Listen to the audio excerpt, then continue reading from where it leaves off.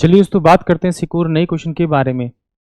इस क्वेश्चन में एग्जामिनर ने कहा एक नियमित षटभुज का क्षेत्रफल वर्ग के क्षेत्रफल के बराबर है। नियमित षटभुज के परिमाप और वर्ग के परिमाप का अनुपात क्या है, ये एग्जामिनर मुझसे पूछ रहा है। तो देखिए इस क्वेश्चन में एग्जामिनर ने क्या क्या षटभुज के बारे में बात की, यानी कि ऐसी आकृति के बारे में बात की जिसकी 6 भुजाएं होती हैं और 6 की 6 बराबर होती हैं, और एक वर्ग के बारे में बात करें तो वर्ग का क्षेत्रफल जो होता है भुजा गुना भुजा होता है, और षटभुज का जो क्षेत्रफल होता है √3/4 ए का स्क्वायर इंटू में 6 से मल्टीप्लाई 6 भुजा से, क्योंकि इसका जो एरिया होता है वो इक्विलेटरल ट्रायंगल के बराबर होता है और उसमें षटभुज में 6 इक्विलेटरल ट्रायंगल होते हैं, 6 से मल्टीप्लाई है। वहां से अगर आप साइड निकालेंगे तो इस क्वेश्चन को फिर आसानी से सोल्व कर पाएंगे। तो चलिए आइए सोल्व करते हैं। मान लेता हूँ कि षटभुज की जो भुजा है वो मेरे पास में ए है और जो मेरे पास वर्ग की भुजा है वो मेरे पास में बी है। तो इसका जो फॉर्मूला होगा वो √3/4 और भुजा का स्क्वायर इंटू में से किसे मल्टीप्लाई करूँगा, 6 से मल्टीप्लाई करूँगा, 6 से मल्टीप्लाई करूँगा, बराबर में ये होगा बी का स्क्वायर, क्योंकि वर्ग की भुजा गुना भुजा करेंगे तो उसका स्क्वायर आ जाएगा।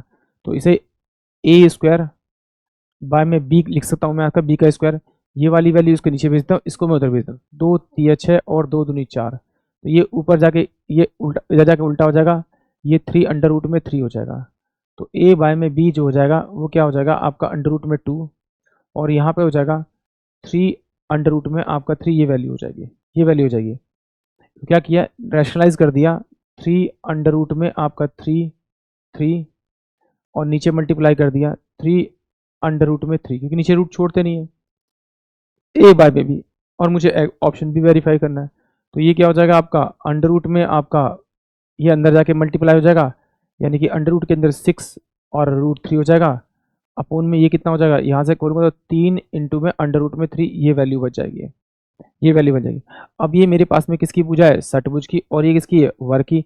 तो षटभुज में 6 भुजाएं होती है और वर्ग में कितनी होती है आपकी 4 भुजाएं, इनको सोल्व कर लीजिए। तो ये कितना होगा 3 2 3 6 और 2 दूनी 4 हो जाएगा, इससे ये कट जाएगा।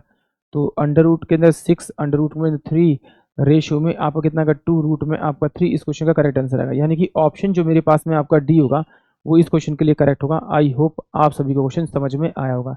इस क्वेश्चन में था कुछ नहीं, सिर्फ कैलकुलेशन थी, थोड़ा सा ध्यान देंगे तो ये आसानी से समझ में आ जाएगा, क्योंकि प्रॉब्लम तो आपको सिर्फ यही आने वाली है। आई होप आप सभी को क्वेश्चन समझ में आया होगा।